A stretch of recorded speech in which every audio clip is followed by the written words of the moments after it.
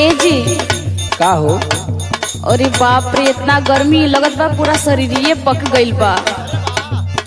एगो बात कही। अरे तो आंगनबाड़ी का पाउडरवा खत्म होगल का? सुना ना, एगो बात सुन ला। सुनावा।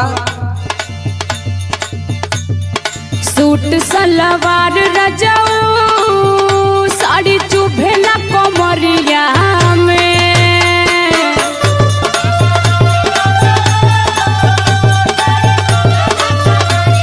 सुनो तानी ना? हाँ सुना थे।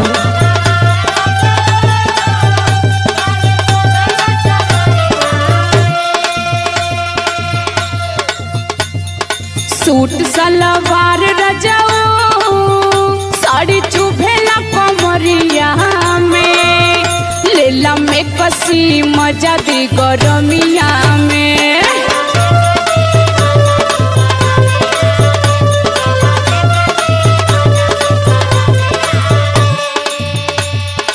अब तक खर्चा बढ़ेगी। अब का करी, हम तो परेशान बाड़े ना। तोरो नया नया जौन डिमांड है ना, ये हमके पूरा रिमांड पे ले ले। मैं कसी पहिरी दिल में मोरे आगिया लगाई भूखा।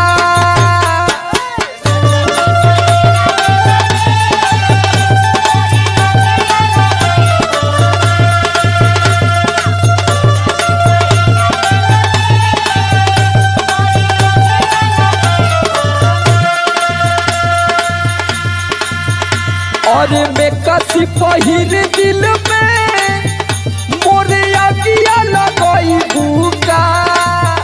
ये करे जा मुंड गड़बड़ाई भूखा।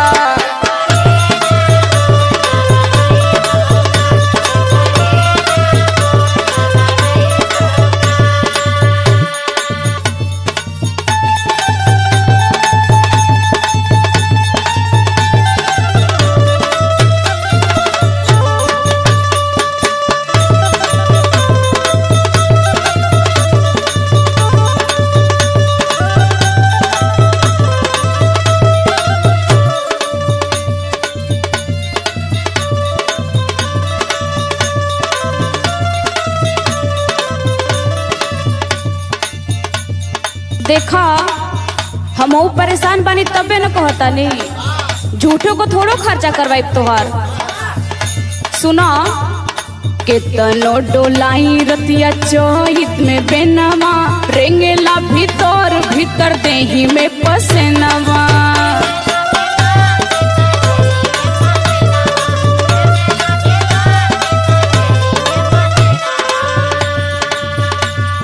केतनो डोलाई रतिया चोहित में बेनवा। रेंगेला भीतर भीतर देही में पसेनवा। मन कर फेंक दी बलाम साड़ी देही से मरमिया में।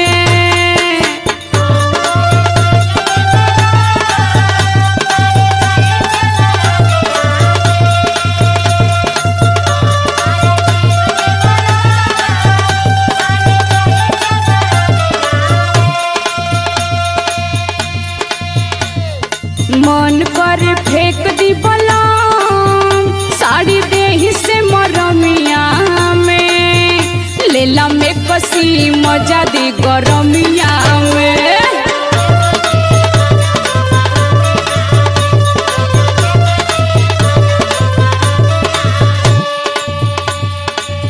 अरे सुनीला के मैक्सी बड़ा महंगा मिला रे पगली। अरे ज्यादा महंगा ना होला हो।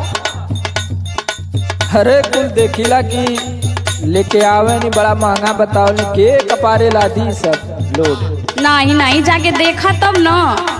सुना, हम उपाय बतावत थी। बतावा। एक्सी मैक्सी ना लेवे कोई, ठीक है ना? बतावा बतावा।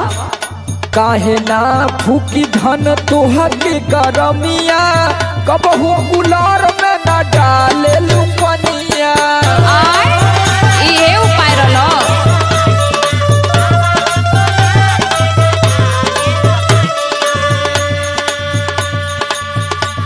और देखो ऐसे ही कूलर फेंकल है, ओकर मोटर सोटर खराब है।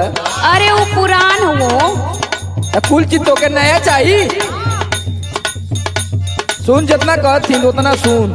सुनावा। काहे ना फूकी धन तोह के गरमिया, कबहू कुलार में न डाले लुपनिया। समर आलोक के गोरी अब तू ही पढ़ाई बुका।